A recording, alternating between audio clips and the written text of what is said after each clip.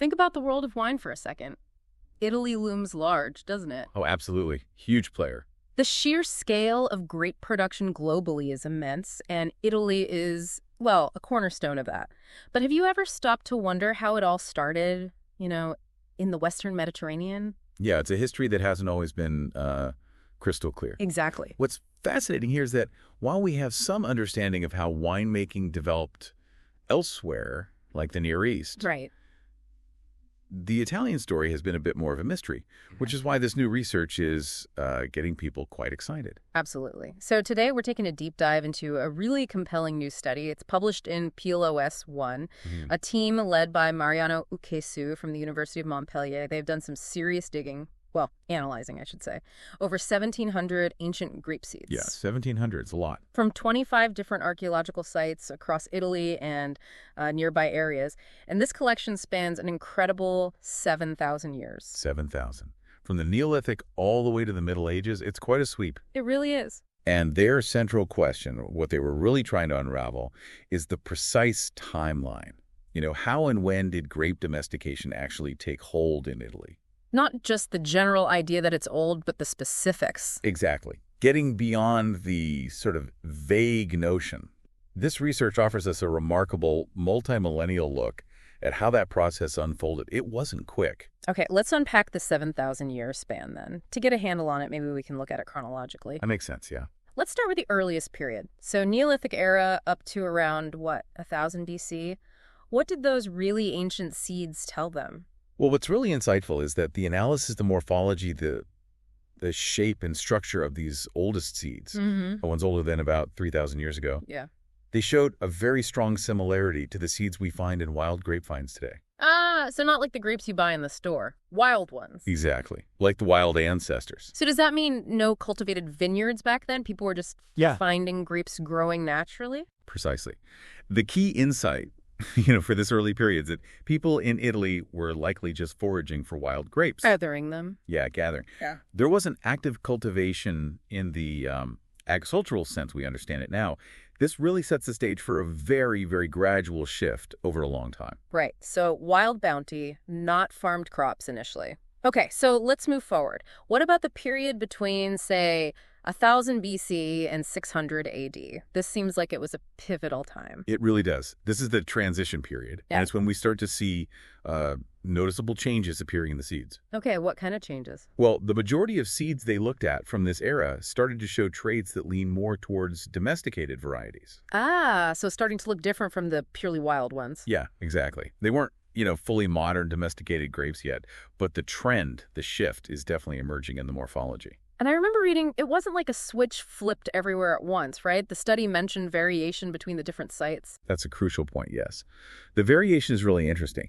Across those 25 sites, they found different sizes, different shapes, and different proportions of wild-looking versus these more domesticated-looking seeds. So it was happening differently in different places. It strongly suggests that, domestication wasn't some single sweeping event that happened overnight. It was much more localized, much more gradual, probably took different paths in different areas. So the key insight there is that domestication wasn't like a light switch, more like, a series of localized experiments unfolding over centuries. Almost like little independent centers of early agricultural tinkering. That's a very good way to put it.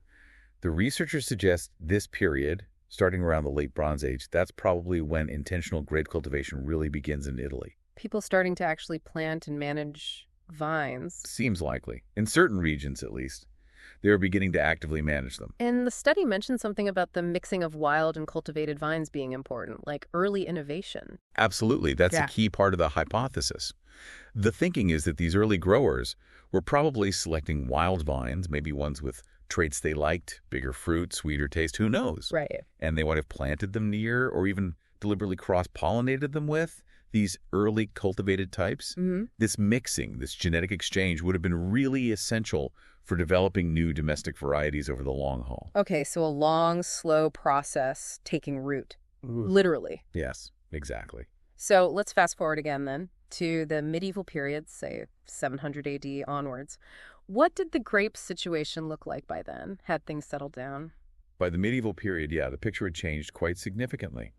Domesticated grape seeds have become really widespread in the archaeological record, pretty much everywhere they looked from this time. Okay. And importantly, these medieval seeds showed characteristics very, very similar to the cultivated grape varieties we know today. So much closer to modern wine grapes. Much closer. The wild forms seem to have been largely, though maybe not entirely, replaced by these actively farmed domesticated varieties in most places. So this is sort of the culmination point. You could say that, yeah. This widespread presence of clearly domesticated seeds really signifies the culmination of those centuries, those millennia of gradual change. It's the point where viticulture in Italy starts to look much more like the established tradition. The tradition that eventually leads to Italy's huge role in wine today. Precisely. That foundation was being solidly laid by the medieval period. It's quite something to think about that timescale. Now, how do these new findings, focusing on the seeds themselves, connect with what we perhaps already suspected from other research? That's a good question. And actually, these morphological findings, the seed shapes, they line up quite well with previous work. Oh, okay. Research using, say, genetic analysis of ancient samples or other archaeological evidence has also pointed towards a long, gradual process of domestication in this part of the world. So this new study adds another layer of evidence. Exactly. It strengthens those earlier conclusions and, crucially, provides a much more detailed chronological framework based specifically on the physical evidence of the seeds themselves. It puts dates and stages to the process.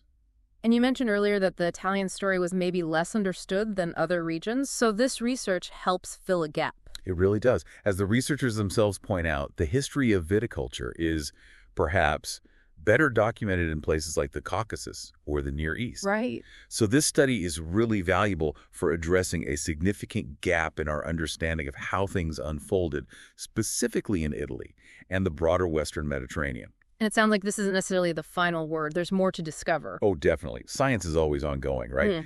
The authors make a specific call for future studies. They want to see this kind of analysis done at even more archaeological sites across the Mediterranean. To get an even clearer picture. Exactly. To refine the details, map the regional variations more closely, maybe even find earlier evidence. There's likely more to uncover. Did the researchers sort of summarize the significance of their findings? They did, yeah. They had a really nice quote, actually. They said, "Their research has made it possible for the first time to trace the history of the origins of viticulture in Italy." Wow, that's a strong statement. It is. And they emphasize that the appearance of these first domesticated grapes back in the Bronze Age points to a long-standing tradition of Italian wine heritage within the broader landscape of Western Europe. It pushes that heritage back quite far based on this physical evidence. So bring this back to you, the listener. Yeah. Why does digging into thousands of ancient grape seeds actually matter? It sounds quite niche. Well, I think it's fascinating because it reveals this incredibly deep, intricate relationship between humans and the plants we rely on. Something as seemingly simple, as commonplace as a grape, has this multi-millennial story woven into it, a story of interaction, selection, cultivation. It wasn't just poof, suddenly vineyards. Not at all. It really highlights that domestication isn't usually a sudden invention. It's often a slow, incremental, step-by-step process. It unfolds over vast stretches of time. It really puts into perspective how long these fundamental agricultural shifts can take. It really makes you appreciate the sheer time scale, doesn't it? Centuries, millennia of small developments leading to something so culturally significant like Italian wine. Absolutely. And, it's worth mentioning, this kind of big long-term research takes resources. This study had support from the EU's Horizon 2020 program and a French project called ANR MICA. Right. And it was a collaboration between French researchers in Montpellier and their Italian colleagues. It underlines the sort of rigorous international effort involved in uncovering these kinds of histories. Okay, so just to summarize the main takeaway then. Grape domestication in Italy wasn't some quick agricultural revolution. No, definitely not. Instead, it was this really gradual, lengthy process spanning thousands of years. It started with people just gathering wild grapes. Foraging. And slowly evolved through selection, maybe some early cultivation attempts, mixing wild and proto-domestic types, eventually leading to the established vineyards and distinct varieties much later on. That's it in a nutshell. It's a story of a long, dynamic relationship between people and this particular plant, a story literally etched into these tiny ancient seeds. So considering this incredibly slow, millennia-long evolution of the grapevine in Italy, It kind of makes you wonder, doesn't it? What other seemingly familiar parts of our modern food, our agriculture, might have similarly long, complex, and maybe largely untold histories just waiting to be uncovered? That's a great question to ponder. What else took millennia to become what it is today? Definitely food for thought.